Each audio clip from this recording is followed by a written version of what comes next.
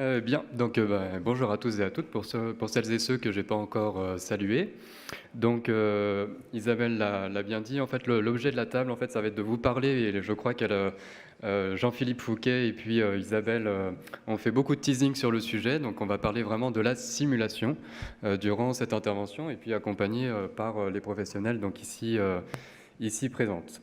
Alors peut-être juste un mot, parce que effectivement vous avez bien compris que ce qu'on cherche c'est la manière dont l'introduction de la technologie va faire, défaire ou refaire différemment à la fois l'organisation et les relations de travail.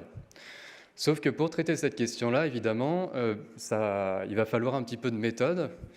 Et avant de parler de méthode, tout simplement, on peut parler de démarche, d'une démarche scientifique, et alors qui est propre à la sociologie, mais qui ne s'y réduit pas.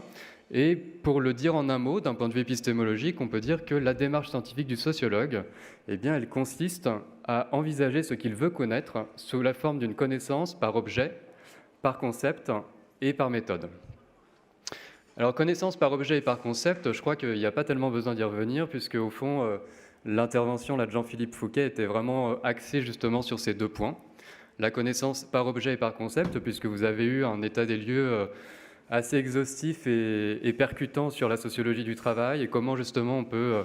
elle est mise au travail, j'allais dire, pour traiter des questions qui sont traitées donc, au USTech Lab. Et donc moi je vais concentrer vraiment mon propos sur la connaissance par méthode. Alors ce que je vous propose en fait c'est de ne pas être simplement passif mais d'être actif. Et juste pour vous faire sentir un petit peu tout l'intérêt de la méthode, je vais vous proposer en fait de participer à une expérience. Donc si vous ne voulez pas participer à cette expérience, c'est le moment de partir. Mais vous inquiétez pas, en fait, elle n'engage pas, tout va bien se passer, elle est très simple. En fait, dans la diapositive suivante, que vous ne voyez pas encore, mais que vous allez voir dans quelques instants, en fait, il faut imaginer que vous avez tout simplement deux équipes qui jouent au basketball. Dans ces deux équipes-là, en fait, vous aurez des équipes de couleurs différentes.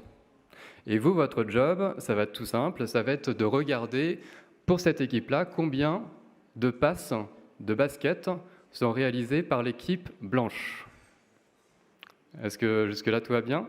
Voilà, donc c'est l'équipe, en fait, les équipes, vous allez voir, sont habillées de manière différente. Et là, c'est vraiment l'équipe donc, qui porte justement donc, les maillots blancs. Donc on y va, pour ça, il faut être vraiment très attentif.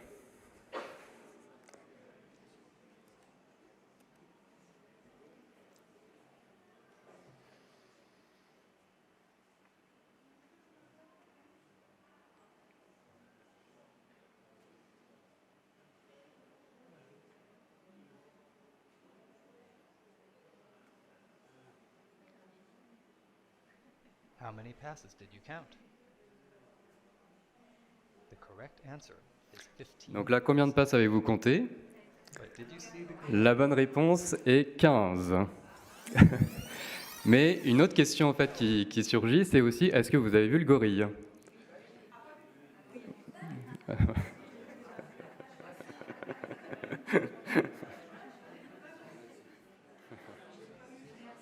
Voilà. Donc en fait cette expérience-là, donc normalement en fait si vous avez été vraiment très concentré sur l'équipe blanche pour compter les passes, il est très probable en fait que vous n'ayez pas vu le fameux gorille. Et puis preuve en est, c'est que d'ailleurs au moment de préparer les tables, j'ai fait passer le test à Jean-Philippe qui n'a pas vu le gorille. Donc ça veut dire qu'il a été très concentré et qu'il avait bien trouvé effectivement le bon nombre de passes. Et donc tout ça pour dire quoi ? Pour dire que, eh bien en fait, on peut manquer des choses qui sont sous nos yeux. Et un petit peu à la manière en fait, dont ça se passe au fait, au travail, eh bien, parfois en fait, on ne voit pas ce que font les autres parce qu'on est soi-même pris dans une activité, parce qu'on porte notre attention sur un point précis et que des choses qui sont sous nos yeux en réalité nous échappent. Et donc tout ça en fait, c'est pour vous faire sentir tout l'intérêt d'avoir justement une démarche scientifique avec une méthode. Et c'est pour ça d'ailleurs que j'ai intitulé donc, la sociologie comme accès méthodologiquement réglé au réel, parce qu'il faut justement tout ce travail, tout ce plan d'observation pour parvenir en fait, à saisir le tableau d'ensemble, à la fois par exemple combien de passes sont réalisées par l'équipe blanche, combien de passes sont réalisées par l'équipe noire, le gorille, etc., pour voir vraiment l'ensemble des points de vue. Et de la même manière, en fait, on pourrait transposer un petit peu cette expérience-là, cette expérience de psychologie cognitive, on pourrait la transposer avec ce qu'on vit au travail. Et peut-être que, par exemple, si l'équipe blanche, en fait, ce sont l'équipe des aides-soignantes et l'équipe noire, par exemple, l'équipe des animatrices, peut-être que l'équipe blanche ne sait pas exactement combien l'équipe noire a réalisé de passes, et réciproquement. Mais en fait, on pourrait décliner ça, en fait, cette espèce de métaphore-là, de manière quasiment infinie, et on pourrait même remplacer ce que je vous ai dit, aide-soignante et animatrice, par tout un tas d'autres métiers. Parce qu'en étant dans un établissement, eh bien, encore une fois, il y a des choses qui nous échappent. Donc pour ça, encore une fois, l'idée, c'est vraiment d'avoir un plan d'observation. Et nous, ce qu'on fait au Youth Tech Lab, c'est qu'on le décline en 3 points. En 3 points, donc ces 3 points, c'est quoi? C'est de l'observation, des entretiens et de la simulation. Alors je vais passer rapidement sur observation et entretien, puisque vous avez compris que le propos du jour, donc c'est vraiment sur simulation. Mais observation, puisque en fait, et puis ça, comment dire, Jean-Philippe Fouquet et puis Bernard ont été vraiment très proactifs sur le sujet. En fait, ils sont allés dans les établissements. J'y étais aussi. Et l'idée, c'était vraiment de rencontrer les professionnels pour voir sur le terrain qu'est-ce que produit justement cette introduction de la technologie. C'est-à-dire voir les professionnels en situation de travail et vraiment ce qu'ils font et ce qui se passe à partir du moment où il y a justement l'introduction de la technologie. Les entretiens, cette fois-ci, donc c'est de façon très classique, on rencontre le professionnel, un animatrice, une aide-soignante, une psychologue, un directeur d'établissement, en face à face, et on pose un certain nombre de questions qu'on a préparées au préalable et qui, on va dire, déroulent le fil à la fois certes du parcours, mais aussi concrètement de son rapport à la technologie en situation de travail et, on va dire, de ce que ça produit. Donc simplement, pour l'observation, en fait, c'est ce que font les professionnels, et pour l'entretien, il y a, en fait, c'est tout simplement ce qu'ils disent de ce qu'ils font. Simplement, nous, on ne s'arrête pas là, puisque l'idée, en fait, c'est de croiser observation, entretien et simulation, qui est le dernier point. Mais simulation, de quoi parle-t-on au juste? La simulation, en fait, on peut la résumer en une phrase. On pourrait dire que la simulation, c'est l'invention méthodologique qui consiste à reproduire et à jouer une situation professionnelle comme si elle se déroulait en contexte ordinaire de travail, sans toutefois s'y confondre. C'est une définition, on va dire, claire qu'on pourrait donner justement de ce qu'est la simulation. L'idée, en fait, c'est vraiment tout simplement de faire comme si on était au travail et de reproduire des situations et de les jouer. Simplement, en fait, ce que je vous propose pour la suite, c'est de bien distinguer 2 choses. D'abord, en fait, de distinguer la simulation comme méthode de formation de la simulation comme méthode de recherche. On pourrait dire que la simulation type 1, c'est la simulation comme méthode de formation, et la simulation type 2, c'est la simulation comme méthode de recherche. La simulation comme méthode de formation, en fait, rien de nouveau sous le soleil.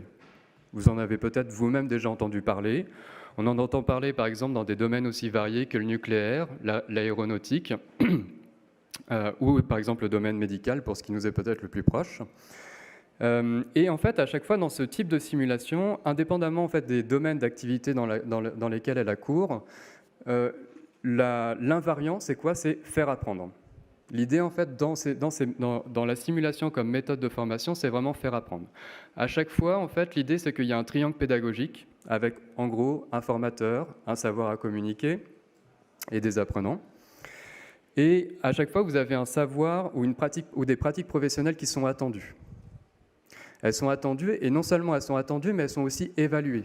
C'est-à-dire qu'en fait, par exemple, ça peut concerner, par exemple dans le milieu médical, certains gestes techniques qu'il va falloir bien réaliser dans un ordre précis, parce que justement, en fait, on va évaluer, et ça Bernard le dira au moment d'aborder la téléconsultation, mais tout cette espèce d'algorithme de raisonnement qui est propre justement au raisonnement médical. Et donc là, on va évaluer concrètement comment est-ce que ce raisonnement médical est mis en œuvre. Mais ça, il en dira beaucoup plus et beaucoup mieux que moi. Donc voilà, donc l'idée, donc bonne pratique, évaluer des savoirs prescrits, alors que tout ça, on peut le distinguer en fait de la simulation comme méthode de recherche. Pour le coup, en fait, il faut bien comprendre donc que la simulation comme méthode de formation, elle n'est pas nouvelle, qu'il y a eu aussi des recherches scientifiques qui ont été faites sur le sujet pour voir justement toute la pertinence de la simulation comme méthode de formation par rapport, par exemple, à un enseignement traditionnel. Voilà, par exemple, un face-à-face très classique. Je vous apprends, par exemple, comment réaliser tel ou tel geste technique, versus par exemple l'utilisation de la simulation, et on voit en fait ce qui est le plus pertinent en termes d'apprentissage, en termes d'efficacité. Maintenant, la simulation comme méthode de recherche, là, il y a un petit déplacement qui se fait, parce que effectivement, dans la simulation comme méthode de recherche, déjà, en fait, c'est relativement rare, pour ne pas dire inexistant. Il n'y a pas vraiment de travaux sur le sujet, et c'est d'autant plus inédit que ça l'est, en tout cas en SHS. Et donc, la simulation comme méthode de recherche, je vous ai dit tout à l'heure, on parlait d'observation, d'entretien. Là, on va dire qu'en utilisant la simulation comme méthode de recherche, c'est une autre façon de recueillir justement aussi des données, de recueillir des éléments. Il faut bien comprendre en fait que la simulation comme méthode de recherche, elle est vraiment ad hoc par rapport aux problématiques qu'on pose au USTech Lab, parce que justement, vous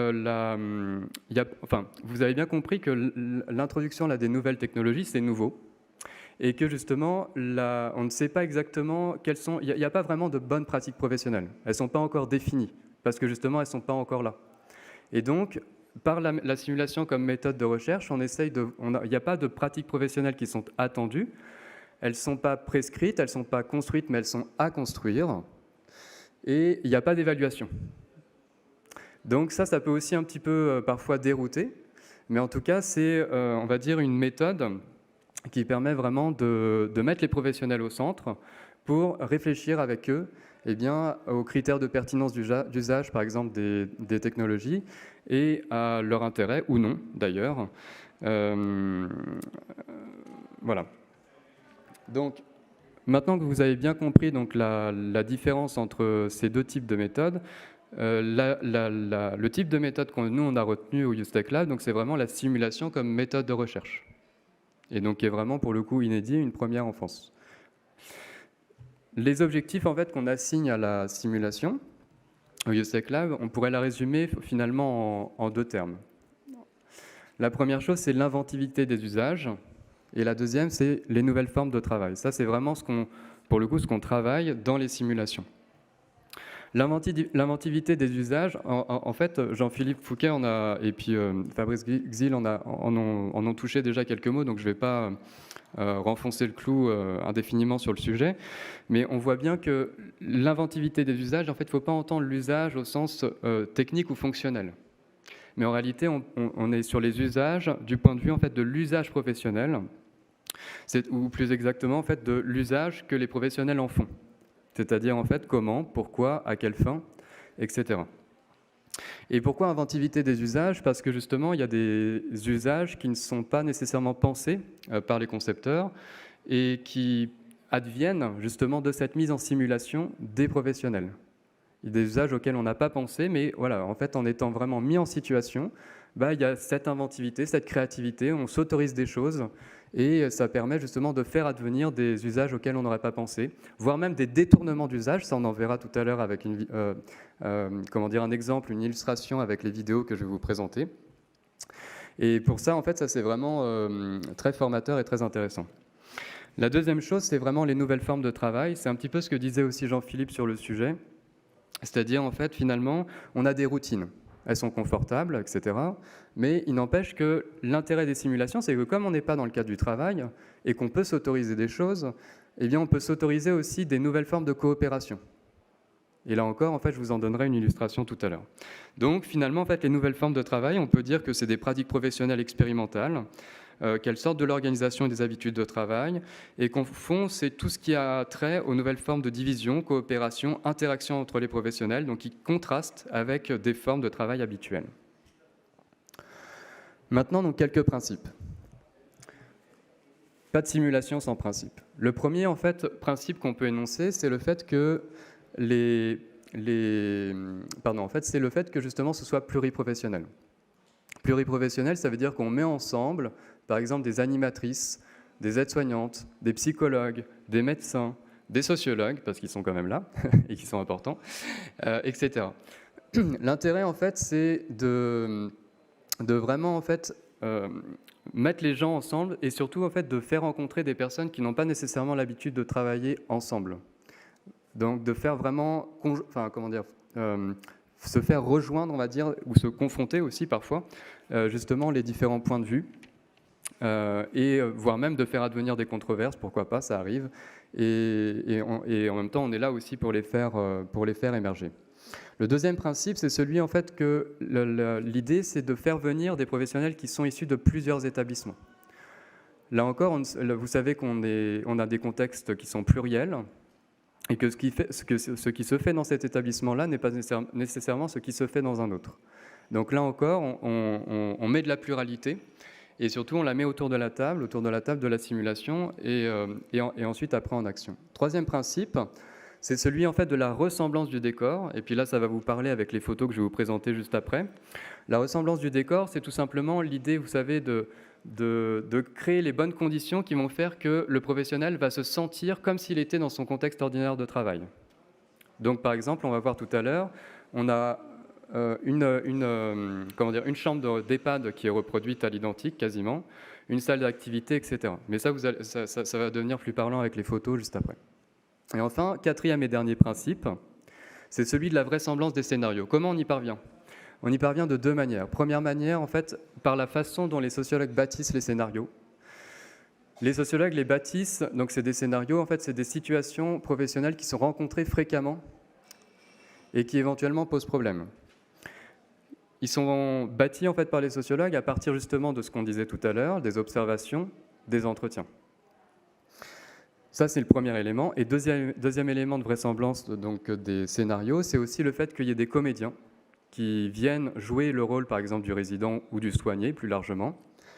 Et tout l'intérêt, en fait, c'est qu'on recourt à ces comédiens et que ces comédiens ne sont pas étrangers au milieu, on va dire, de l'autonomie et de la santé. Pour eux-mêmes avoir travaillé, par exemple, parfois dans des établissements médico-sociaux ou hospitaliers. Et donc ça, c'est ce qui participe justement de cette vraisemblance des scénarios. Outre donc ces quatre principes, on a aussi en fait le point que justement en fait ces simulations sont à la fois participatives et redistributives. Qu'est-ce que ça veut dire ? Participative, c'est tout simplement donc le fait que là où les professionnels étaient parfois exclus donc justement du processus de décision et de réflexion vis-à-vis des technologies, là ils sont inclus. C'est l'idée justement pluriprofessionnelle, pluriétablissement, etc.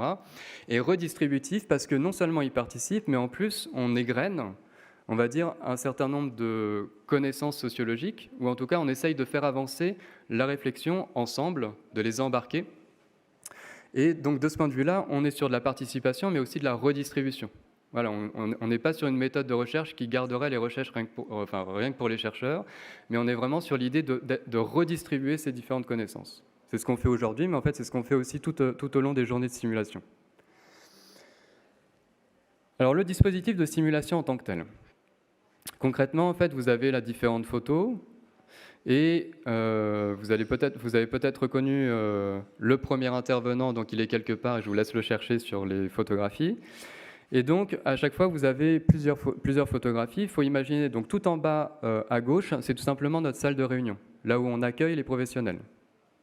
On débute notre journée généralement comme ça, les professionnels arrivent, on les rencontre, on leur sert un petit café, et ensuite, après, on commence un petit peu à chacun se présenter. Et on engage généralement, enfin, on suit avec une visite un petit peu là, des locaux, avant vraiment de rentrer, j'allais dire, dans le dur, et de passer aux simulations. Les simulations, en fait, c'est tout simplement ce que vous voyez à votre droite, c'est ça, à votre droite, en haut à droite. Donc là, par exemple, justement, vous avez donc une photo de la reproduction donc, de la chambre d'EHPAD que vous pourrez aussi visiter au moment opportun, au moment des pauses. Et l'idée, en fait, c'est vraiment donc, les professionnels qui sont mis en situation, donc généralement un ou deux professionnels, par exemple un aide-soignant ou une infirmière, etc. Et ensuite, après, on a une phase de retour. C'est-à-dire, en fait, en gros, un petit briefing au départ. Ensuite, après, vraiment la simulation en tant que telle, donc en haut à droite. Et ensuite, après, on revient à la salle de réunion en bas à gauche. En fait, pendant tout ce temps-là, pendant tout le temps de simulation, vous voyez en bas à droite que l'intégralité des simulations, elles sont captées avec des caméras. Et on vous présentera les locaux si vous voulez tout à l'heure. Et l'intégralité donc est captée et retransmise en live et enregistrée. Apparaît donc justement, tout ça, ça apparaît dans la salle de réunion.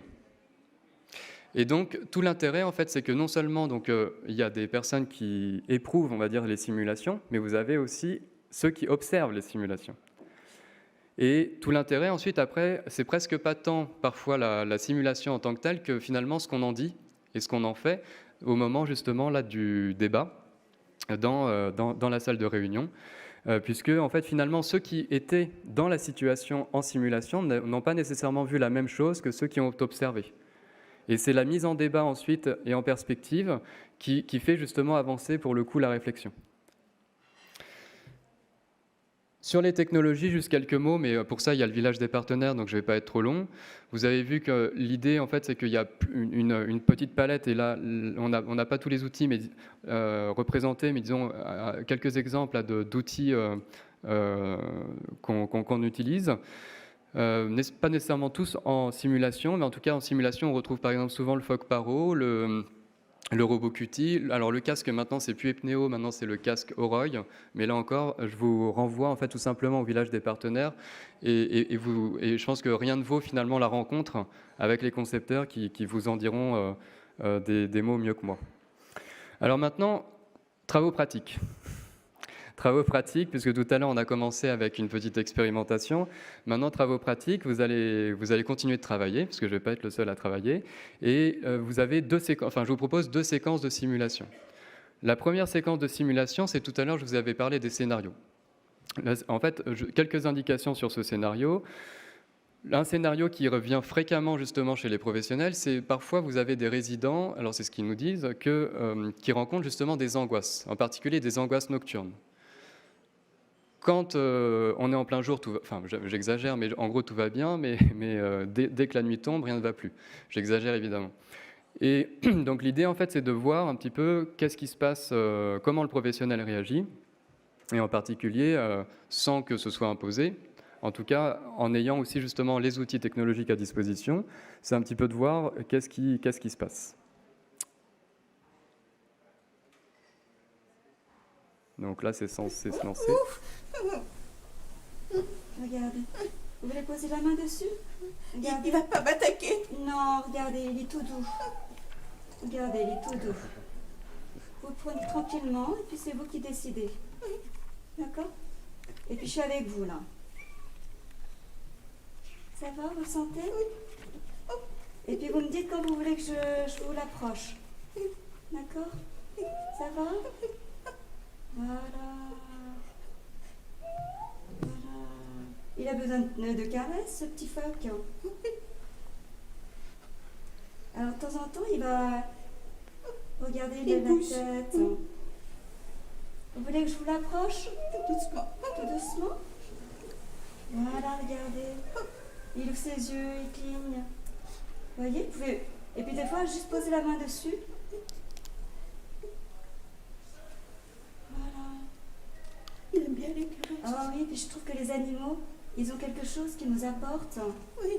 Hein, si petit soit-il, c'est incroyable. Moi, j'avais un petit chat trop mignon. Il s'appelait comment? Il s'appelait Napo.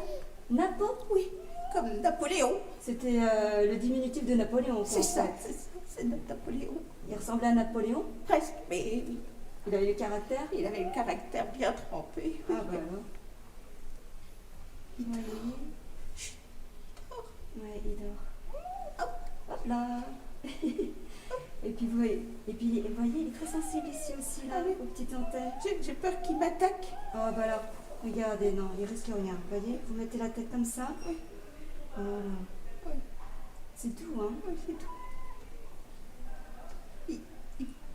Il peut dormir avec moi aussi. Oh bah si vous avez besoin, oui. Pourquoi pas, hein. D'accord. Oui. Et vous le connaissez déjà, non, Oui, Bernadette? je l'ai vu l'après-midi avec le groupe. D'accord. Et ben là, vous l'avez pour vous toute seule. Oui, c'est ça. La chance. Thérèse, elle veut toujours le prendre. Ah ben voilà. Ben là, cette fois-ci, c'est pour vous. Oh, oui. Vous voyez? Il est mignon quand même. Il ouvre les yeux, regardez. C'est marrant. C'est rigolo.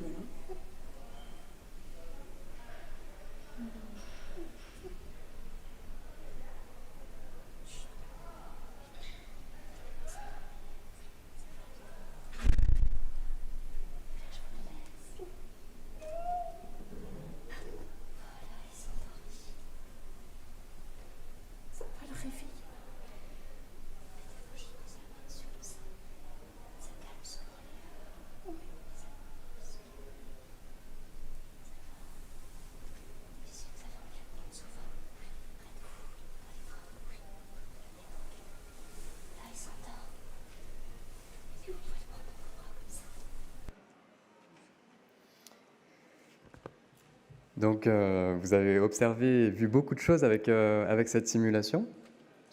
La professionnelle, d'ailleurs, en fait, est présente sur place, mais je vous laisserai la chercher. Alors, qu'est-ce qu'on peut dire de cette vidéo ? Suite à l'extrait de cette vidéo, finalement, en fait, ce qu'on a vu, et ça, pour ça, c'est relativement instructif, on a vu que, justement, l'introduction, on pourrait la décrypter. On pourrait parler d'un idéal type. Et on pourrait parler donc justement de cette introduction idéal typique de l'introduction donc de l'outil dans la relation soignant-soigné en 3 temps.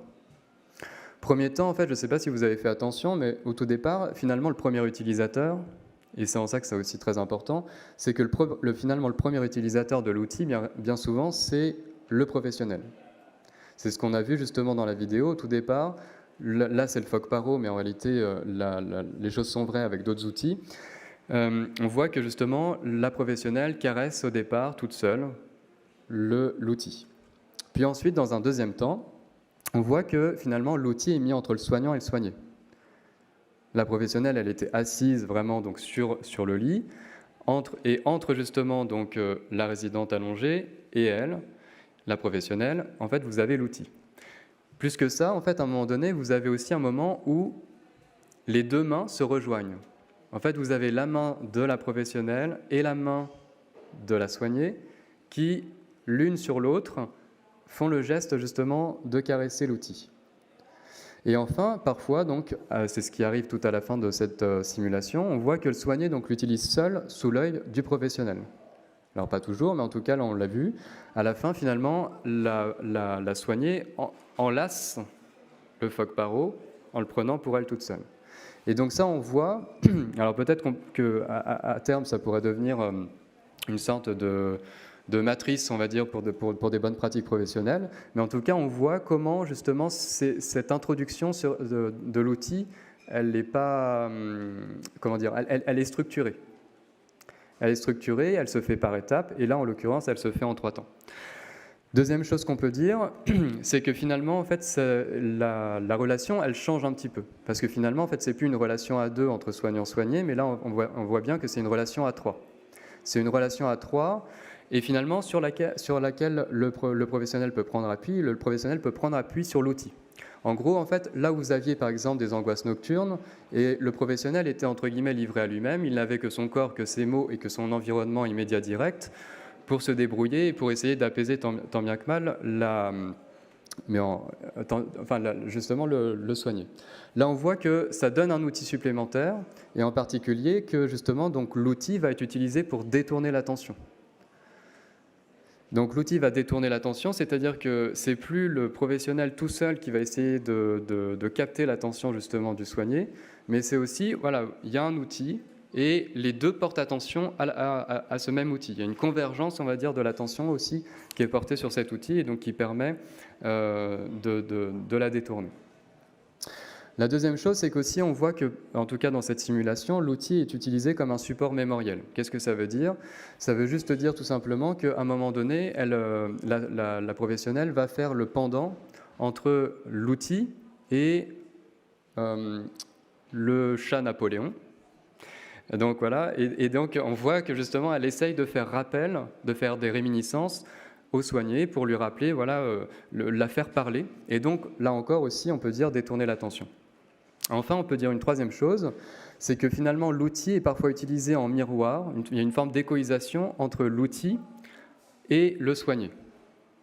Pourquoi on peut parler de miroir ou d'outil entre le soignant et le soigné ? Parce que je ne sais pas si vous avez fait attention, mais plus on arrivait progressivement vers la fin de la vidéo, plus la professionnelle a utilisé l'outil pour faire une sorte de miroir ou une échoïsation avec le soigné en lui disant « Regarde comment le phoque s'apaise, il va s'endormir. » Et en fait, on n'a pas vu parce que c'était extrêmement subtil, mais en réalité, la professionnelle a éteint l'outil. Et c'est aussi en ça qu'on pouvait parler d'inventivité des usages tout à l'heure, parce que évidemment que sans doute que le concepteur serait très malheureux s'il apprenait que son outil fonctionne vachement bien quand il est éteint, mais il n'empêche que c'est ce qui est arrivé, et on voit que là pour le coup c'est une sorte de détournement de l'usage initial, pour essayer de créer une forme de miroir, d'échoïsation entre le soigné et l'outil. Enfin, troisième point, donc toujours sur ces résultats, on peut dire aussi que finalement tout ça, c'est un ensemble de pratiques et de réflexions professionnelles qui sont anticipées. Ça permet donc de débattre de ce que veut dire prendre soin, parce qu'on voit que quand on est au moment des mises en débat, là, quand on est en salle de réunion, il y a beaucoup de questions finalement qui dépassent la simple situation, qui sont abordées. Donc par exemple, cette question du prendre soin, qu'est-ce que c'est ? Ça permet aussi d'anticiper l'attitude confiscatoire de l'outil de certains résidents, parce que je ne sais pas si vous avez fait attention là encore, mais la soignée, à un moment donné, a parlé d'une utilisation de l'outil, mais en collectif. Et elle disait, mais quand même, cette Thérèse, à chaque fois, elle prend l'outil et moi, je ne l'ai pas. Et donc, ça permet en fait de réfléchir aussi, en tant que professionnel, à cette possible attitude confiscatoire de l'outil, et donc de réfléchir collectivement à non seulement comment l'introduire, ça c'est très important, mais tout aussi important, c'est aussi comment on le retire. Et donc ça, c'est vraiment quelque chose qu'on anticipe, et que pour le coup, si on n'avait pas eu la simulation, il est très fortement probable que les professionnels auraient utilisé l'outil, auraient sans doute rencontré des situations problématiques où le soigné ou le résident ne veut plus en fait redonner l'outil, et après on se retrouve en analyse des pratiques professionnelles pour discuter de ce problème. Là, au contraire, on l'a anticipé, puisqu'on voit que collectivement, on a pu repérer ce point de vigilance. Deuxième petite vignette, et je passerai vite sur la conclusion parce que le temps file. Deuxième vignette de soins difficiles. Alors première vignette, je ne sais pas si vous avez fait attention, en fait c'était un usage flash, c'est-à-dire qui n'est pas programmé par les professionnels. C'est en gros le professionnel arrive et il découvre que le résident a des angoisses nocturnes. Là c'est un usage programmé. Dans la vignette qui va suivre, donc justement un soin difficile, c'est une prise de sang où le soigné est angoissé à l'idée justement de se faire piquer pour ce bilan sanguin. Vous avez 2 professionnels et je ne vous en dis pas plus. Des super lunettes. C'est pas des lunettes, ça c'est des lunettes. Et C'est un regardez beau ça. casque. C'est des lunettes aussi, hein. Oh bah non, c'est pas des lunettes. Mais vous verrez, c'est encore des lunettes, mais Oh là là là. ici quoi. Est-ce que vous Nous voulez que partons je en les vacances. mette? Regardez, je Bah, les mets. je sais pas si je vous voulez vous voir mets. grand chose avec ça. Hein. Ah si, vous allez voir, on voit très très bien. Vous voyez, vous le mettez comme ça.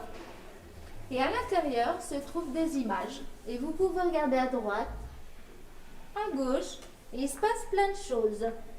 Et si ça vous gêne, Qu'est-ce que c'est que ça? vous l'enlevez et vous venez dans le monde normal. Là c'est allumé là. Là c'est allumé, vous voulez regarder? Oh, Essayez un petit peu.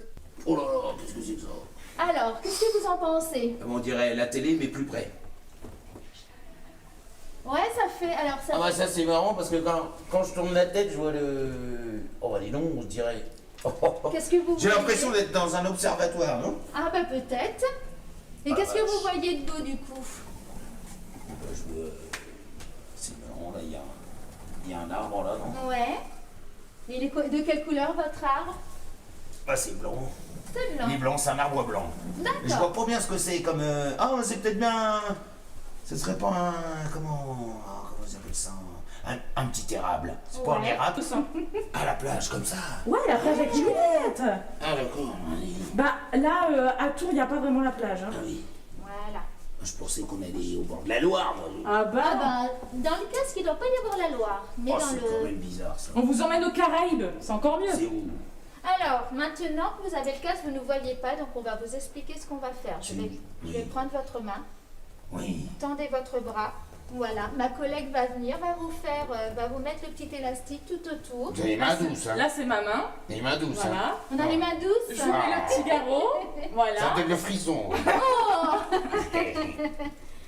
Attention, ma collègue Et là, va je vais piquer. bientôt piquer. Hop, je pique.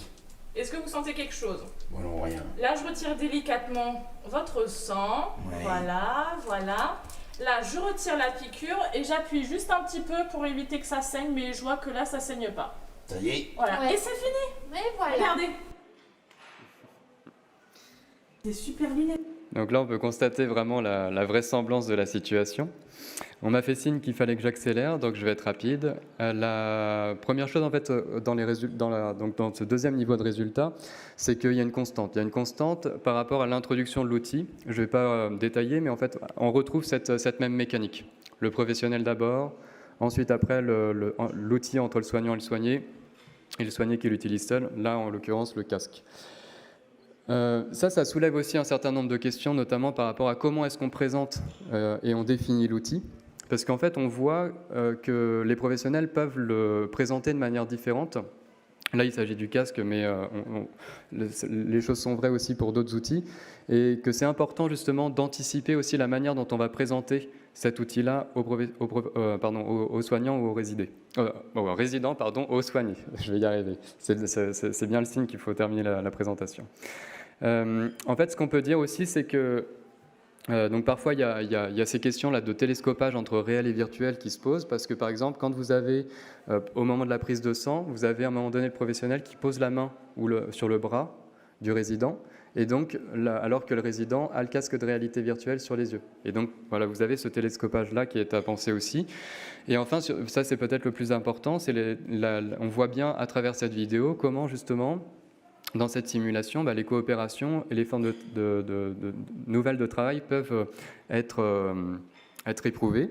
Et en l'occurrence, justement, il y a des binômes de travail donc nouveaux, parce que par exemple, là, il s'agissait justement d'une animatrice et d'une infirmière diplômée d'État. Et on voit bien que justement, là, c'est l'animatrice qui a mis tout en œuvre, tout son ethos professionnel en action, pour justement faire en sorte que le soin puisse se réaliser.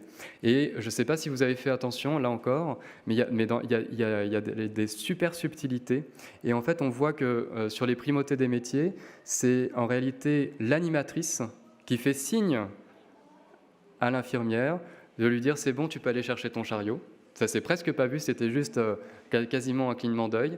Et donc elle lui fait signe de ça. Et puis en plus, pour le coup, elle expose quasiment donc l'acte technique qui va être réalisé juste après.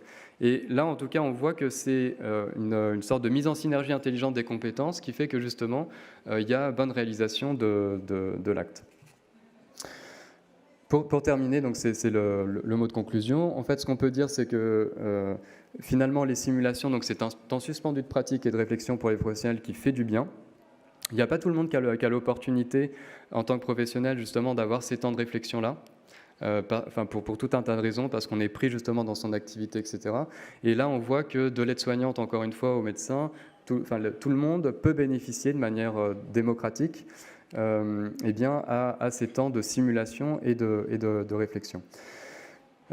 C'est l'occasion aussi, lors de ces simulations, de faire évoluer les points de vue. On parlait de certains points de vue en fait, qui parfois sont sceptiques à l'entrée de ces simulations, mais en même temps qui vont évoluer au cours de la journée. Alors, non seulement ils peuvent évoluer au cours de la journée, donc ça c'est tout l'intérêt justement de passer par l'éprouvé par corps, c'est-à-dire que c'est le fait justement d'être vraiment mis en situation, d'essayer par soi-même, qui va faire que voilà, on peut faire bouger son point de vue. Et surtout aussi, ça permet un petit peu de lever le fantasme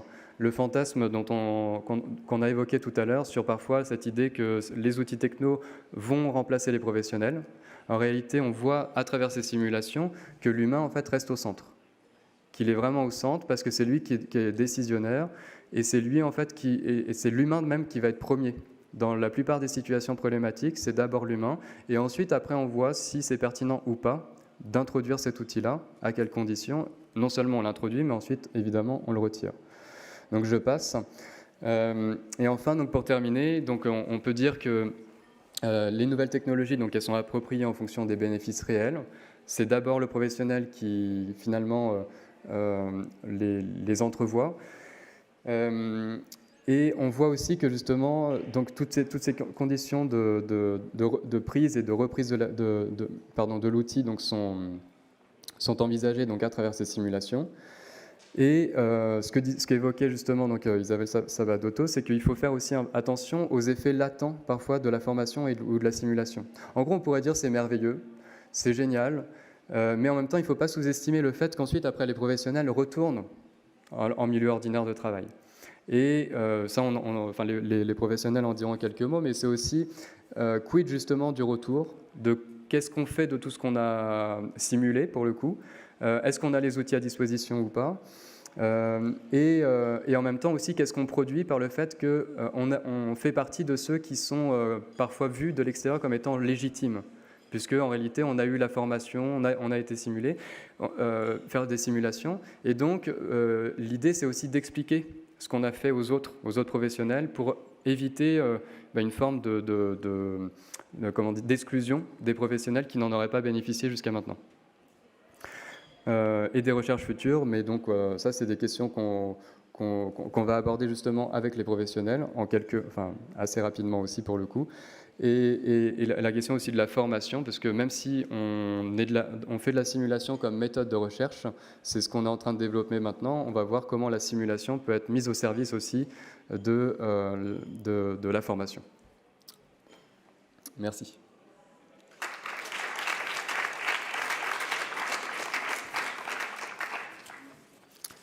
Donc quelques questions justement pour les professionnels avant que vous n'en posiez vous-même. Donc peut-être tout simplement une première question, c'est tout simplement pour que vous puissiez vous représenter un petit peu qui sont les charmantes professionnels autour de cette table.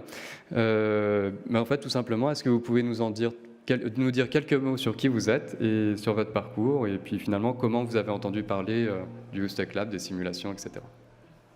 Bonjour, je m'appelle Caroline Pétrus, moi je suis infirmière au Relais Cajou, donc c'est un accueil de jour pour les personnes âgées ayant des pathologies neuroévolutives.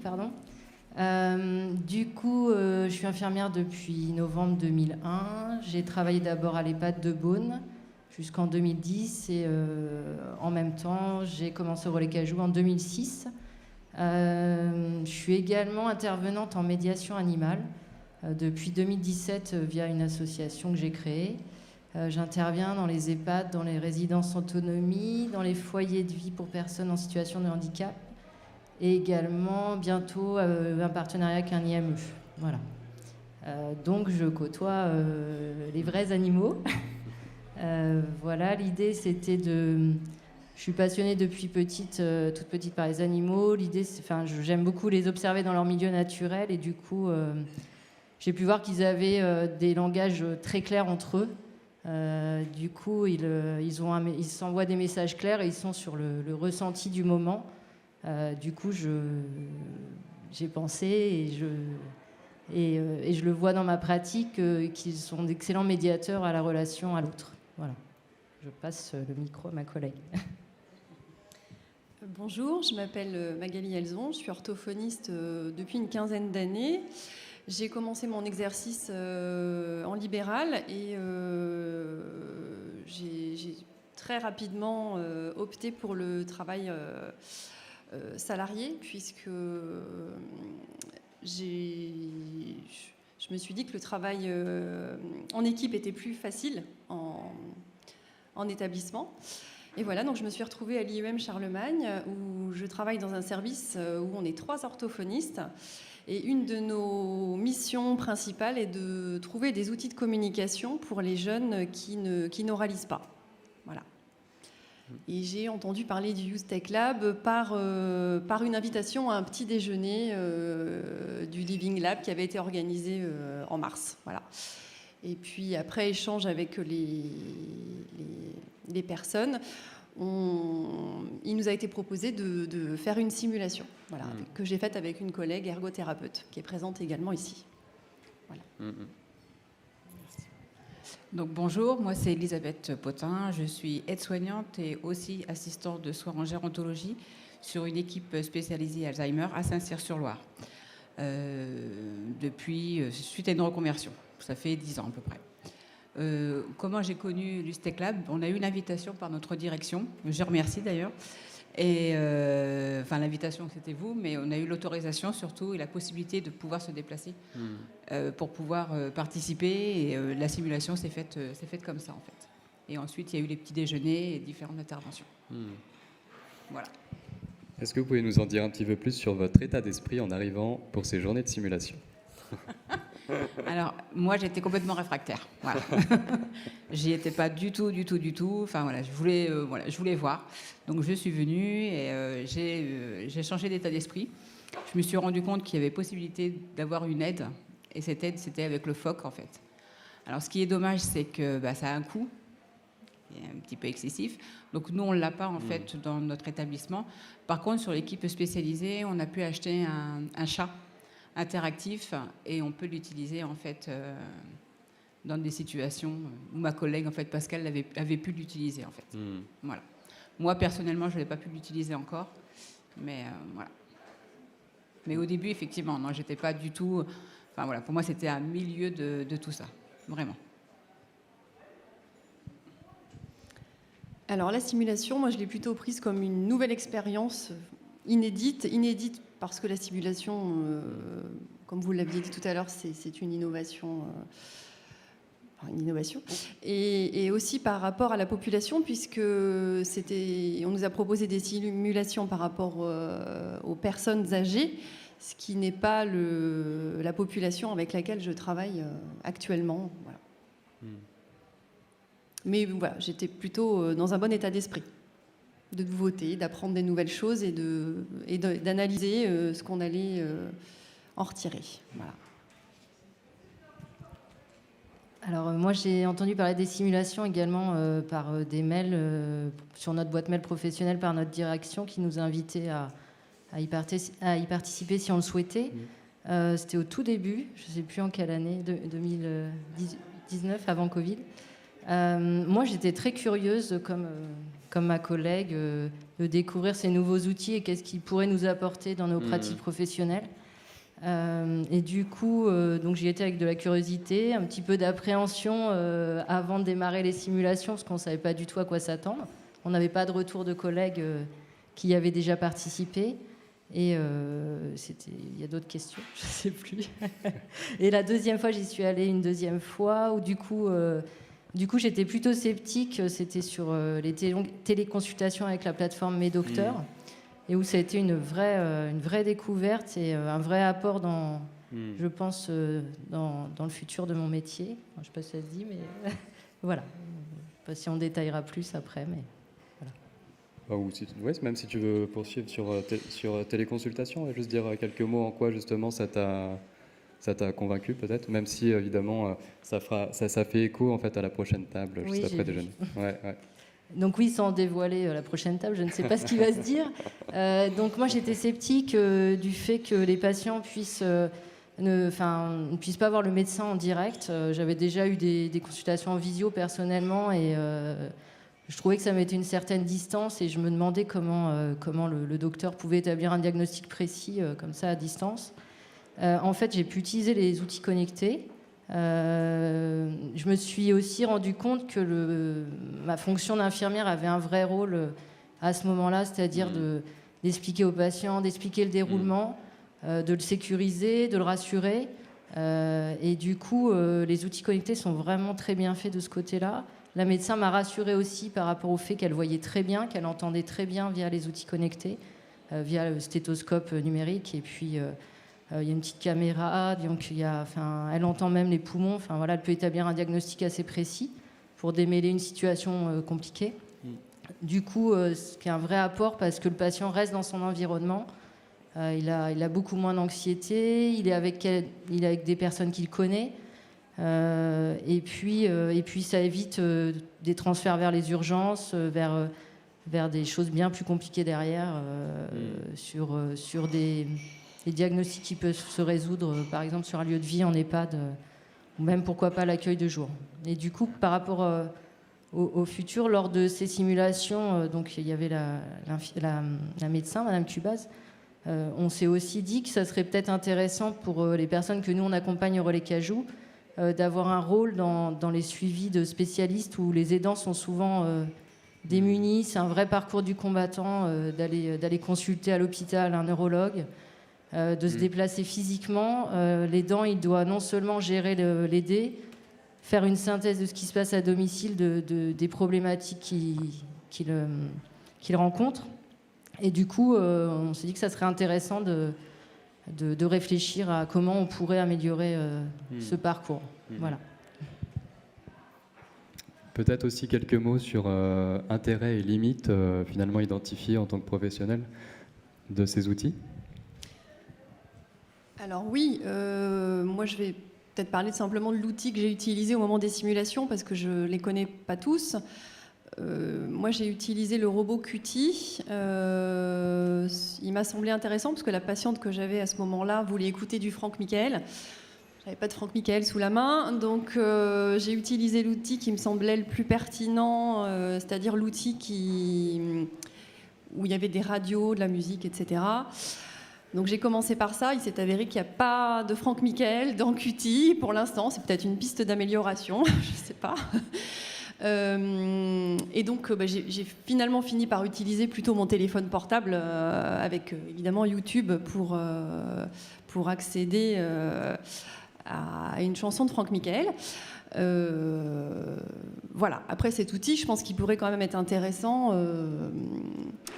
avec une utilisation, voilà, en réfléchissant peut-être un peu plus avec les professionnels.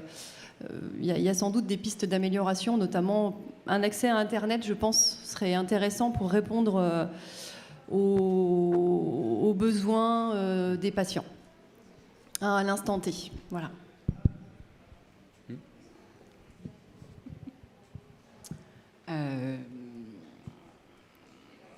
Quelle est la question? Intérêt et limite des outils testés. L'intérêt, voilà, moi c'est plus un outil pour faire des soins, que ça se passe bien, pour avoir un lien de confiance aussi avec les patients. Pour moi, il faut vraiment connaître le patient. Je pense qu'on ne peut pas arriver avec, pour le Fogg Paro, comme ça. Pour moi, il y a vraiment un intérêt de connaître et d'avoir le dossier de soins. On ne sait pas s'il y a eu un problème ou pas avec un animal. On ne sait pas comment il va réagir. Je pense que... Après, voilà, c'est plus la difficulté qui est d'emmener en fait, l'outil, en fait, le Fogg Paro, au patient. Et alors, je crois que certaines d'entre vous aussi sont familières de l'analyse de pratique professionnelle qu'on a évoquée tout à l'heure. Est-ce que vous pourriez faire le parallèle entre analyse de pratique professionnelle et simulation? C'est pas une question piège. Je dirais que les simulations, elles ont plus un intérêt préventif, puisque à chaque scénario, on peut en extraire des points de vigilance, notamment, moi, le point de vigilance qui m'avait marqué à ce moment-là, c'était notamment l'appropriation de l'objet en lui-même, parce qu'évidemment, quand on est en EHPAD et donc dans un établissement collectif, la question de l'appropriation de l'outil peut être un vrai souci. Et voilà, la question qui était posée tout à l'heure, c'est de savoir comment on pouvait retirer cet outil à la personne sans la mettre à mal et en difficulté. Voilà. Et ensuite, après, peut-être une question sur... justement, en quoi la simulation est intéressante aussi, peut-être par rapport à votre métier, puis... Je parle pas, en gros, peut-être pour le futur, en tout cas peut-être par rapport au public aussi que vous... Alors oui, évidemment, côtoyez. parce que le public de personnes âgées, c'est pas le public que nous accueillons à l'IEM. Et évidemment, avec mes collègues, très rapidement, on s'est dit qu'on pourrait transférer ce genre de simulation à notre pratique, notamment avec nos collègues. Les mettre en situation de difficultés de communication, c'est-à-dire proposer un scénario où notre collègue serait un jeune en situation de handicap et qui n'oralise pas ou oralise très peu.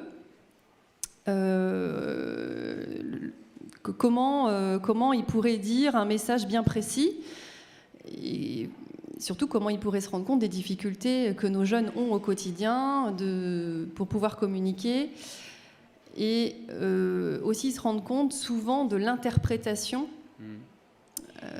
qu'on peut faire du message de ces jeunes qui finalement n'étaient pas forcément le message de départ. Voilà, donc on est beaucoup dans l'interprétation et il serait vraiment intéressant que nos collègues... puissent bénéficier de ce genre de simulation pour se rendre compte. Je pense que c'est plus parlant que tout ce qu'on peut leur dire depuis de nombreuses années. Voilà.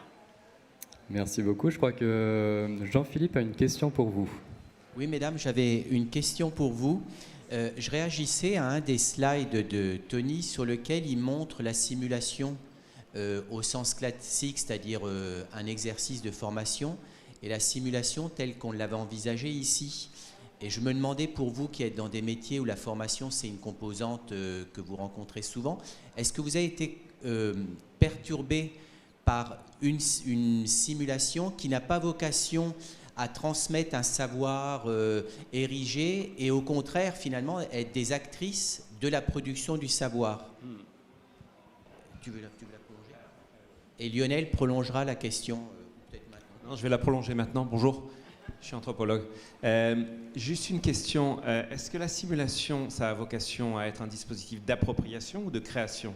C'est-à-dire, on n'a pas vu, et j'aimerais bien entendre à la suite de ce que tu viens de proposer, est-ce qu'il y a des choses inattendues qui ont surgi et qui changent le dispositif pour le prochain scénario, pour l'usage de la technologie, etc. C'est-à-dire que là, on serait dans la simulation comme une sorte de matrice générant de nouvelles pratiques, alors que là, on est plutôt dans l'adoption de la technologie, voir si ça marche, enfin, selon les deux petits films qu'on a vus, je crois. Vas-y, je vous laisse. Je ne sais pas si j'ai bien compris les questions, je vais essayer d'y répondre au mieux. Alors, quand on est arrivé à la simulation, déjà, moi, je ne connaissais pas l'outil. Enfin, les différents outils, on ne nous avait pas formés dessus. On ne le connaissait pas forcément à l'avance. Ensuite, il nous a été proposé un scénario de base. Il y a eu une fois, moi, où j'ai participé à une simulation où finalement, on n'a pas eu recours à l'outil. Le simple fait d'utiliser notre savoir-être et nos compétences, notre savoir-faire, eh bien, on s'est retrouvé à finalement... à pas utiliser l'outil concrètement. Je ne sais plus, c'était avec le phoque Paro, je crois, c'était avec Jean-Philippe à l'époque. Voilà, sinon, non, en fait, on réajuste et même les sociologues ont été amenés à réajuster le synopsis du comédien au fur et à mesure. Parce qu'effectivement, entre un comédien et une personne dans la réalité qui fait une crise d'angoisse ou qui a des troubles cognitifs, c'est quand même très très difficile à simuler pour un comédien, enfin, même s'ils sont très très forts. Et pour nous, professionnels, honnêtement, on n'a pas forcément le même retour sur notre communication, sur les techniques qu'on a l'habitude d'utiliser avec les personnes atteintes de troubles cognitifs. Donc c'est un peu déroutant aussi de ce côté-là. Je pourrais dire que ça serait un frein éventuellement et que c'est vraiment... le fait pour les sociologues de beaucoup discuter avec les équipes pour ajuster au mieux les scénarios, pour coller au mieux à la réalité. Mais c'est vrai qu'on y va avec notre savoir-être, notre savoir-faire, et on ne sait pas trop ce qu'on va faire à l'avance, en fait. Voilà. Je ne sais pas si ça a répondu à vos questions. Voilà, je reviens sur ce que dit Caroline. Et effectivement, on ne sait pas, en fait, sur... On a la base du scénario, après on fait avec notre expérience, notre cœur et avec ce qu'on peut. Après, des fois, effectivement, il n'y a pas besoin, ou même le phoque n'a pas été utilisé.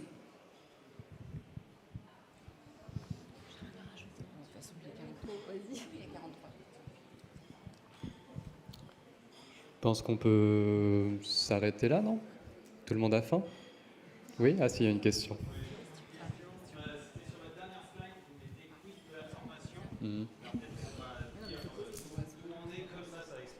Merci beaucoup. On représente l'IFPS du CHRU de Tours, donc l'établissement qui forme 700 étudiants infirmiers, élèves aides-soignants. Et puis on va associer même Ambouage, je pense, qui est avec nous dans le groupe hospitalier de territoire. Donc on a des hôpitaux de simulation dans nos structures. Donc c'est quoi qui est sous-tendu derrière le quid de la formation? Et est-ce qu'on peut imaginer une association de force, de mutualisation de force, étant donné qu'on est aussi inscrit pour certains d'entre nous dans des projets de recherche, dans des laboratoires de l'Université de Tours. Voilà. Merci. En fait, c'est ce que j'ai présenté là tout à l'heure sur effectivement simulation comme méthode de formation et simulation comme méthode de recherche. C'est vrai que j'ai présenté les différences, mais évidemment, en fait, ce qu'il faut bien comprendre, c'est que la simulation, donc comme méthode de recherche, en un sens, elle est en amont. Elle est en amont de la simulation comme méthode de formation. En tout cas, pour justement tout ce qui est innovation, en particulier justement innovation technologique, avec IA ou pas. Et donc, en ce sens-là, nous, on était à une étape antérieure. Ensuite, après, là, effectivement, on est en train de travailler justement cette question de la formation. C'est pour ça que je disais quid de la formation, mais en réalité, on y travaille déjà un petit peu déjà. C'est relativement frais. Parce que justement, l'idée, c'est aussi d'utiliser, métaboliser et puis transformer l'essai avec l'ensemble justement des résultats qui ont été produits et qui sont advenus là, de ces différentes simulations et ou de l'observation et des entretiens qu'on a réalisés sur le terrain.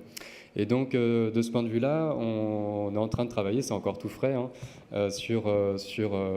à bâtir justement des formations qui seraient pour le coup... avec des bonnes pratiques professionnelles, très certainement, avec vraiment du contenu à la fois théorique, mais en même temps pas que, du contenu vraiment aussi pratique. Donc ça, peut-être qu'Isabelle voudra en dire un petit peu plus. Mais en tout cas, sur la deuxième partie de la question, donc ça c'est pour la première partie, effectivement, c'est l'un est lié avec l'autre.